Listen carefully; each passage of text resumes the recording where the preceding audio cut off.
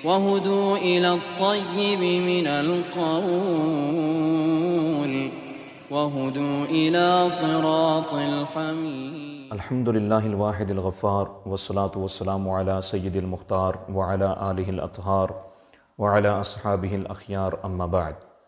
اعوذ باللہ السمیع العلیم من الشیطان اللعین الرجیم. بسم اللہ الرحمن الرحیم. وشجرة تخرج من طور سیناء تنبت بالدہن وصبغ للآکلین. صدق اللہ مولانا العظیم وصدق رسولہ النبی الکریم الامین. ان اللہ وملائکتہ یصلون علی النبی یا ایہا الذین آمنوا صلوا علیہ وسلموا تسلیما. محبت کے ساتھ ایک مرتبہ درود و سلام کا نذرانہ پیش کیجیے. الصلاۃ والسلام علیک یا سیدی یا رسول اللہ وعلی آلک واصحابک یا سیدی یا رحمۃ للعالمین. ناظرین اکرام، آج کا جو میرا موضوع ہے وہ شجر کاری کے حوالے سے ہے، اور ہم جانیں گے آج کی اس ویڈیو میں کہ قرآن و حدیث کے اندر شجر کاری کے حوالے سے کیا ارشادات نازل ہوئے ہیں، اور اس کے بارے میں رسول اللہ صلی اللہ علیہ وآلہ وسلم نے کیا اپنا ارشاد فرمایا ہے. ناظرین اکرام، سب سے پہلے یاد رکھیے کہ اللہ کریم نے صرف ایک مقام پر نہیں بلکہ متعدد جگہوں پر اشجار یعنی درختوں کا ذکر فرمایا ہے. تو آیتیں جو ہیں وہ بے شمار ہیں، آپ مطالعہ کر کے آیتیں پڑھ سکتے ہیں، جیسے کہ سورہ اعراف ہے، سورہ انعام ہے، سورہ قصص ہے، سورہ نحل ہے، سورہ نمل ہے، سورہ کہف ہے، سورہ بنی اسرائیل ہے، سورہ یاسین شریف ہے، سورہ رحمان ہے، سورہ تین ہے. مختلف صورتوں کے اندر متعدد مقامات پر اللہ کریم نے درختوں کا ذکر فرمایا ہے. اور جو میں نے آیت کریمہ پڑھی ہے اس کے تحت اللہ کریم ارشاد فرماتے ہیں وَشَجَرَةً تَخْرُجُ مِن طُورِ سَيْنَاءَ تَنبُتُ بِالدُّهْنِ وَصِبْغٍ لِلْآكِلِينَ. پار نمبر 18 ہے، سورہ نور ہے. اللہ کریم ارشاد فرماتے ہیں اور وہ درخت جو طور سینا پر اگتا ہے، جو تیل اگاتا ہے اور کھانے والوں کے لیے اچھا سالن. یعنی آپ جب قرآن کریم کا مطالعہ کرتے ہیں تو درختوں کا ذکر اللہ کریم نے بے شمار مقامات پر فرما کر یہ واضح فرمایا ہے کہ ہم نے زمین کی جو زیب و زینت ہے وہ درختوں کے ساتھ اور سبزے کے ساتھ فرمائی ہے. یاد رکھیے زمین کے ساتھ ہی اللہ کریم نے جنگلات کا بھی ظاہر ہے پیدا کیا، جنگلات کو بھی، تاکہ جب انسان آباد ہوں تو ان کو درختوں سے کافی عرصے تک، مدت تک جو ہے وہ فائدہ ہو سکے. تو جیسا کہ آپ جب قرآن کریم کا مطالعہ کرتے ہیں تو اللہ کریم درختوں کا بے شمار ذکر فرماتے ہیں. سورہ رحمان شریف میں جب آپ پڑھتے ہیں الرحمن علم القرآن خلق الانسان علمہ البیان الشمس والقمر بحسبان والنجم والشجر یسجدان، تو اس سے پتہ چلتا ہے کہ ستارے اور درخت جو ہیں یہ اللہ رب العزت کی بارگاہ میں سجدہ ریز ہیں. یعنی ہر وقت اللہ کا ذکر کرنے والے یہ درخت، ان کا انسانیت کو کیا فائدہ ہے، آج ہم انشاءاللہ العزیز یہ واضح کریں گے کہ انسان کو اللہ کریم نے پیدا کیا ہے تو اس کے تحفظ کا بھی ساتھ اللہ کریم نے انتظام فرمایا ہے. وہ علیحدہ بات ہے کہ انسان خود ظالم ہے، اپنی جان پر خود ظلم کرتا ہے، لیکن اللہ کریم نے اس کے لیے بہت ساری نعمتیں جو ہیں وہ ساتھ میں نازل فرمائی ہیں انسان کی صحت کے لیے، اس کے تحفظ کے لیے. ظاہر ہے جب آپ کوئی پروڈکٹ جو ہیں وہ تیار کرتے ہیں تو اس کے ساتھ ایک ہدایت نامہ جو ہے وہ تیار کرتے ہیں تاکہ کوئی استعمال کرنے والا اس ہدایت کے مطابق اس کو استعمال کرے تو وہ اس کو نقصان نہ دے. جب آپ اس ہدایت سے ہٹ کر یا اس گائیڈ بک سے علیحدہ ہو کر جب اپنی اس پروڈکٹ کو استعمال کرتے ہیں تو کافی جو ہے وہ لوگوں کو اس سے نقصان بھی پہنچا ہے اور نقصان ہوتے ہوئے دیکھا بھی گیا ہے. لہٰذا ہم انسان ہیں، جب ہم پیدا ہوئے ہیں تو اللہ کریم نے ہماری ہدایت کے لیے قرآن کریم ہماری جو ہے وہ ہدایت کا ایک کتاب دی ہے. اگر ہم اس کے مطابق زندگی گزاریں گے تو کامیاب ہو جائیں گے، اگر اس سے ہٹ کر زندگی گزاریں گے تو ذلیل و رسوا ہوں گے دنیا میں بھی اور آخرت میں بھی۔ ناظرین کرام، آپ نے جان لیا کہ قرآن کریم میں تو اللہ کریم نے درختوں کا ذکر فرمایا ہے۔ آئیے رسول اللہ صلی اللہ علیہ وآلہ وسلم شجر کاری کے حوالے سے کیا ارشاد فرماتے ہیں۔ عن انس رضی اللہ تعالی عنہ عن النبی صلی اللہ علیہ وآلہ وسلم قال ما من مسلم یغرس غرسا او یزرع زرعا فیأکل منہ انسان او طیر او بہیمۃ الا كانت له صدقہ، رواہ جامع الترمذی من ابواب الاحکام۔ حضرت سیدنا انس بن مالک رضی اللہ تعالیٰ عنہ فرماتے ہیں کہ حضور صلی اللہ علیہ وآلہ وسلم نے فرمایا کہ مسلمانوں سے جو شخص درخت لگائے یا کھیتی باڑی کرے پھر اس سے انسان پرندے جانور کھائیں تو وہ اس کے لیے صدقہ ہے۔ سبحان اللہ۔ پہلی بات تو یہ ہے کہ اگر کوئی انسان درخت لگاتا ہے، کھیتی باڑی کرتا ہے، اس سے سبزہ اگتا ہے، پھل لگتے ہیں، کوئی بھی انسان اگر اس پھل کو کھاتا ہے، فائدہ حاصل کرتا ہے یا اس کا سایہ لیتا ہے، اس سے جو ہے وہ سکون حاصل کرتا ہے، تو لگانے والے کے لیے اللہ کریم صدقے کا انتظام فرما دیتے ہیں۔ ایک تو لگانا اپنی صحت کے لحاظ سے اگر دیکھا جائے تو بہت زیادہ فائدہ مند، اور اگر آخرت کے حوالے سے دیکھا جائے تو اللہ کریم نے اس میں ہمارے لیے ثواب رکھا ہے صدقے کا، تو لہٰذا یہ مفت میں ثواب ہے۔ اگر ہم جگہ جگہ درخت لگائیں اس نیت کے ساتھ، ایک تو انسان اس سے پرندے چرندے درندے جانور جو ہیں، اللہ کی مخلوقات جتنی بھی ہیں، اس سے فائدہ حاصل کریں، اور جو انسان ہیں وہ بھی اس سے فائدہ حاصل کریں۔ تو جب فائدہ حاصل کریں گے، ایک تو ہماری انسانی زندگی کا بقا ہے، اور دوسرے نمبر پہ اس میں آخرت کے لیے اجر و ثواب ہے۔ آخر کار نبی کریم صلی اللہ علیہ وآلہ وسلم کی حدیث مبارکہ میں کیا حکمت پوشیدہ ہے کہ آپ صلی اللہ علیہ وآلہ وسلم نے درخت اگانے کے حوالے سے صدقے کا ثواب فرمایا کہ جو درخت لگاتا ہے اس کو صدقے کا ثواب ملتا ہے۔ تو آئیے ہم بس اس ویڈیو میں یہی جانیں گے کہ شجر کاری کا انسانی تخلیق کے ساتھ کیا تعلق ہے، اور اگر ہم درخت لگاتے ہیں تو اس سے ہمیں کیا فائدہ حاصل ہوتا ہے۔ تو آج جو بھائی میرا یہ ویڈیو دیکھ رہا ہے وہ نیت کر لے کہ انشاءاللہ العزیز ہم اپنے نام کا ایک درخت ضرور لگائیں گے، تاکہ رہتی دنیا تک اس کا سایہ جتنے لوگ حاصل کریں، اس سے جتنے لوگ فائدہ حاصل کریں، جتنے لوگوں کو اس سے صحت حاصل ہو، آکسیجن حاصل ہو، تو اس کا ثواب جو ہے وہ مرنے کے بعد بھی اللہ کریم عطا فرماتے رہیں گے۔ تو ناظرین کرام، آئیے ہم دیکھتے ہیں کہ رسول اللہ صلی اللہ علیہ وآلہ وسلم کے اس فرمان مبارک کے اندر کیا حکمت پوشیدہ ہے، اور اس حکمت کو سائنس نے کیسے واضح کیا ہے۔ یاد رکھیے کہ فضائی آلودگی اس قدر بڑھ چکی ہے، اور دنیا کا اس وقت سب سے بڑا جو مسئلہ ہے وہ یہی ہے کہ یہ جو فضائی آلودگی کا غم ہے اس کو کیسے ختم کیا جا سکے، اور خود کو اس فضائی آلودگی سے کیسے بچایا جا سکے۔ جیسے جیسے صنعتی ترقی ہوتی جا رہی ہے، ویسے ویسے فضا جو ہے وہ آلودہ ہوتی چلی جا رہی ہے۔ یاد رکھیے سب سے پہلے کہ فضا جب آلودہ ہوتی ہے تو اس میں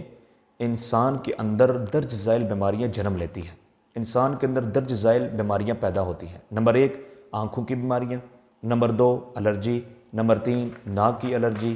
نمبر 3 منہ کی بیماریاں، معدہ اور انتڑیوں کی بیماریاں، دل کی بیماریاں، قوت مدافعت کا کم ہونا، نیند کا نہ آنا، جلد کا کینسر، ہیضہ، گلے کا خراب ہونا۔ یہ ساری بیماریاں جو ہیں اس انسان کے اندر پیدا ہوتی ہیں جس کو فضا آلودگی سے نقصان پہنچتا ہے۔ یعنی جب فضا آلودہ ہو جاتی ہے تو اس سے انسانوں کے اندر کون سی بیماریاں پیدا ہوتی ہیں جن کا میں نے نام لیا ہے۔ یاد رکھیے بیماریوں کے علاوہ بھی فضا جب زیادہ گرد آلود ہوتی ہے تو اس سے درجہ حرارت بھی بڑھ جاتا ہے، جیسے کہ آپ آج کل دیکھ رہے ہیں کہ گرمی کی بہت زیادہ شدت ہے کہ انسان اس کو برداشت کرنے سے قاصر ہے، یعنی برداشت نہیں ہوتی، برداشت سے باہر ہے، ناقابل برداشت گرمی ہے۔ تو یاد رکھیے جب فضا گرد آلود ہوتی ہے تو اس سے ایک تو درجہ حرارت بڑھ جاتا ہے، بیماریاں پیدا ہوتی ہیں، دنیا کے تمام خطوں کے موسم جو ہیں وہ چینج ہو جاتے ہیں، صنعتی علاقوں میں خاص طور پر درجہ حرارت جو ہے وہ بڑھ جاتا ہے، تیزابی بارشیں ہوتی ہیں، جیسا کہ تاریخ کے اندر یہ ذکر بھی ہے کہ ہالینڈ، سویڈن اور بیلجیم کے اندر اس طرح کا واقعہ پیش آیا بھی ہے۔ درجہ حرارت جب بڑھتا ہے تو سردیاں کم ہوتی ہیں اور ٹھنڈی ہوتی ہیں، اور جو گرمیوں کا عرصہ ہوتا ہے وہ طویل ہو جاتا ہے اور خشک ہو جاتا ہے۔ لیکن اللہ یاد رکھیے یہاں پر اللہ کریم نے ہمارے لیے انسانی صحت کے حوالے سے کیا تحفظ فرمایا ہے۔ جیسے کہ آپ دیکھیں کہ جب درجہ حرارت بڑھتا ہے اور سورج بھی آپ کو پتہ ہے گرمیوں کے اندر اس کی گرمی شدت میں ہوتی ہے، تو اللہ تعالیٰ نے زمین سے 25 کلومیٹر کی فضا تک ایسی چھتری تیار کی ہے جو زمین کی طرف آنے والی سورج کی تمام شعاؤں کو چیک کرتی ہیں، جو نقصان پہنچانے والی شعائیں ہوتی ہیں اس کو زمین تک آنے سے روکتی ہیں۔ لیکن انسانی گرمیوں سے جنوبی قطبین پر اس قدر قدرتی چھتری میں سوراخ ہو گئے ہیں، یعنی اس قدر فضا گرد آلود ہو چکی ہے کہ اس چھتری میں اتنے سوراخ ہو چکے ہیں جو کہ وہ مضر شعائیں، جو نقصان پہنچانے والی اس آسمان سورج کی جو شعائیں ہیں وہ زمین کی طرف آنا شروع ہو چکی ہیں، جو کہ پہلے وہ چھتری روکتی تھی، اب سوراخوں کی وجہ سے اب زمین کی طرف آنا شروع ہو گئی ہے۔ اگر انسان یوں ہی اپنے ہاتھوں سے فضا کو گرد آلود کرتا رہے گا تو پھر جو ابھی سوراخ ہوئے ہیں وہ قدرتی چھتری کے اندر مورے بھی کر سکتی ہے۔ یاد رکھیے وہ فضا کیسے گرد آلود ہوتی ہے، جیسے کہ گاڑیوں کا دھواں، کارخانوں سے نکلنے والا دھواں، ایندھن کے جلنے سے، اور پھر صنعتی عمل سے اخراج شدہ مادے، اور فضا کے اندر بہت زیادہ مقدار کی عمل سے اخراج شدہ مادے یہ فضا کے اندر بہت زیادہ مقدار میں کاربن ڈائی آکسائڈ جو ہیں وہ پیدا کرتے ہیں۔ سلفر آکسائڈ، کاربن مانو آکسائڈ اور نائٹروجن آکسائڈ اور ہائیڈروجن جیسی مہلک گیسیں خارج کرتے ہیں۔ یہ گیسیں زمین سے منعکس شدہ توانائی کو فضا میں ہی روک لیتے ہیں۔ درجہ حرارت دن بدن بڑھتا جاتا ہے، زیادہ تر ہماری جو جتنی بھی سرگرمیاں ہیں اس کی وجہ سے فضا میں کاربن ڈائی آکسائڈ جو ہے وہ پھیلتی ہے۔ تحقیق سے یہ ثابت ہوا ہے کہ اگر کاربن ڈائی آکسائڈ کا فضا میں لیول، یعنی جو اس کا حجم جو ہے وہ اگر 1 ملین میں 550 حصے مقدار سے دگنا ہو جائے تو فضا کا درجہ حرارت 1.5 سے بڑھ کر 4.5 سینٹی گریڈ بڑھ جاتا ہے۔ آپ سوچ سکتے ہیں کہ کتنی فضا جو ہے، اگر ہم درخت نہیں لگاتے تو ان جو جتنے بھی کارخانے ہیں ان سے نکلنے والی جو گیسیں ہیں وہ خارج ہو کر فضا کی طرف اوپر جاتی ہیں، تو اوپر جا کر جو جتنے بھی مضر شعائیں ہیں جو زمین کی طرف آتی ہیں وہ روکنے کے بجائے وہ سیدھی زمین کی طرف آتی ہیں، یعنی اس سے انسان کی صحت جو ہے وہ اس سے کیا ہو سکتی ہے، متاثر ہو سکتی ہے۔ تو اس سے اندازہ لگائیے کہ جب جتنا بھی فضا کے اندر کاربن ڈائی آکسائڈ کا جو فضا میں لیول ہے وہ اگر 1 ملین حجم میں 550 حصے مقدار جو ہے وہ دگنا ہو جائے تو درجہ حرارت 1.5 سے 4.5 تک جو ہے وہ بڑھ جائے گا۔ اور جب یہ درجہ حرارت بڑھتا ہے تو اس سے نقصان کیا ہوتا ہے، پھر جو ہے وہ سمندر کا پانی پھیلتا ہے، گلیشیئر جو ہیں وہ پگھلتے ہیں، سمندر کی سطح بلند ہوتی ہے، اور جب فضا کا ٹمپریچر 1.5 سے 4.5 کی تک جب سطح بلند بڑھ جاتا ہے ٹمپریچر، تو پھر کیا ہوتا ہے کہ سمندر کی سطح 40 سے 140 تک سینٹی گریڈ تک بڑھ جاتا ہے، اور جب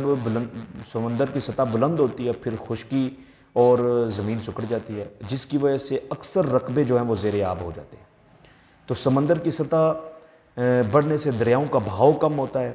اور جب بہاؤ کم ہوتا ہے تو پھر ہر ملک جو ہے وہ اپنا نہری نظام تبدیل کرتا ہے اور پھر ان کو نئے ڈیم بنانے کی ضرورت پیش آتی ہے۔ یعنی بہت ساری جو ہیں وہ تکالیف، نقصانات کا سامنا ہمیں کرنا پڑتا ہے جب فضا گرد آلود ہوتی ہے۔ ناظرین کرام، آگے چلتے ہیں تو دیکھتے ہیں کہ ماحول میں کاربن ڈائی آکسائڈ کے علاوہ جو سلفر آکسائڈ یعنی کوئلے اور تیل کے جلنے کی وجہ سے جو گیسیں خارج ہوتی ہیں، ان گیسوں کی نمی کی موجودگی میں پانی سے مل کر گندک کا تیزاب بناتی ہیں، اور یہ گیسیں تیزابی بارشوں کا بھی موجب بنتی ہیں۔ یعنی اکثر اوقات جہاں پر یہ کارخانے زیادہ مقدار میں ہوتے ہیں ان میں جو پگھلنے والی اندر جتنی بھی اشیاء ہوتی ہیں وہ بنتی ہیں، اس سے جو جتنا بھی بار گیسیں خارج ہوتی ہیں اس وہ کیا کرتی ہیں، فضا میں جو ہے وہ ملوث ہو کر کیا ہوتا ہے، پھر ان سے گندک جیسی تیزابی جو ہے وہ بارش کیا ہوتی ہے، نمی سی جو ہے وہ بن کر زمین پر گرتی ہے۔ تو یاد رکھیے کہ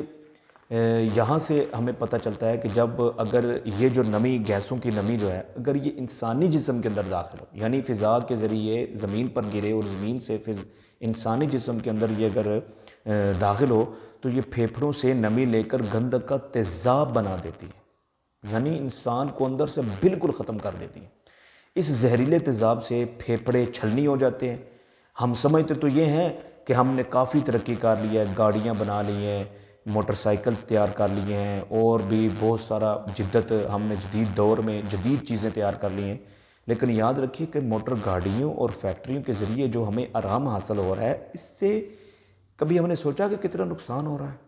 اور اس نقصان سے بچنے کا واحد ایک ہی ذریعہ ہے، اور وہ ہے درخت، شجرکاری۔ شجرکاری ہم لگاتے ہیں، ایک تو ثواب کا ثواب صدقے کا، اور ساتھ میں انسانی صحت کے اس کے اندر بہت ساری راز ہیں اور فوائد ہیں۔ یاد رکھیے ناظرین اکرام کہ جو پودے ہم لگاتے ہیں، جو سبزہ ہم لگاتے ہیں، اس سے کیا ہوتا ہے کہ پودے جب بڑے ہوتے ہیں تو وہ سورج کی شعاؤں کو اپنے اندر کلوروفل کی مدد سے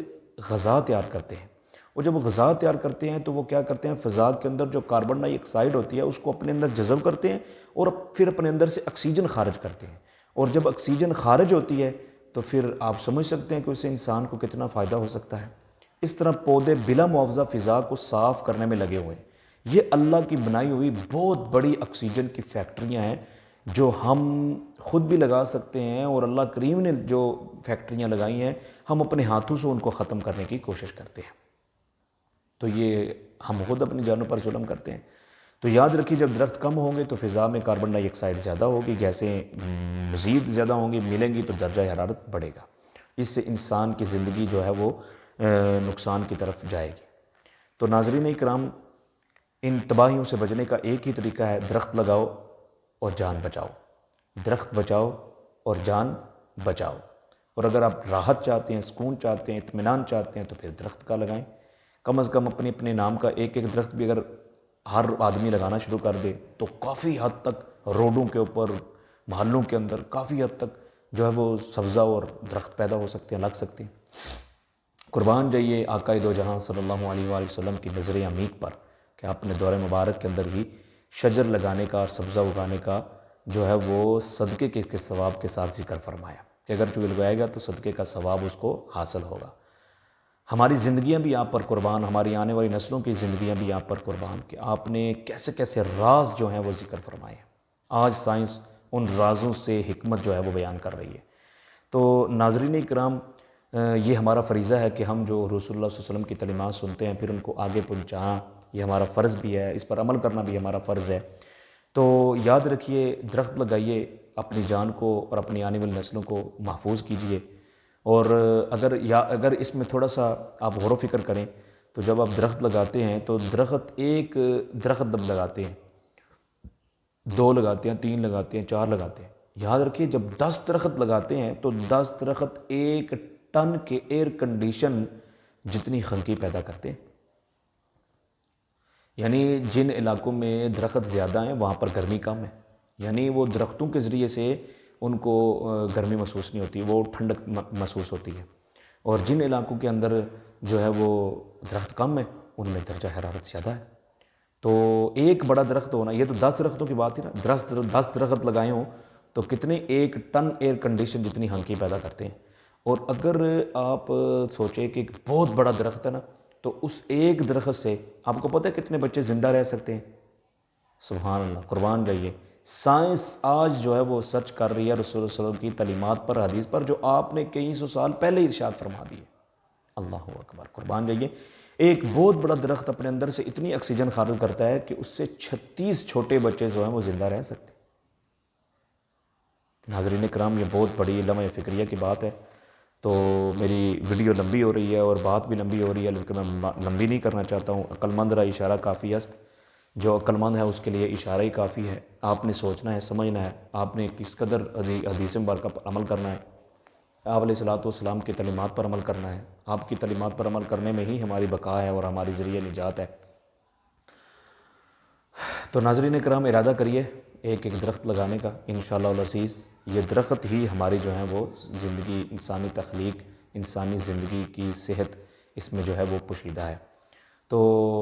آج دیکھتے ہیں جیسے کرونا کے اس دور کے اندر جو ہیں وہ آکسیجن اگر جن کو مول لینی پڑی ہے ان کو کتنی مہنگی پڑی ہے۔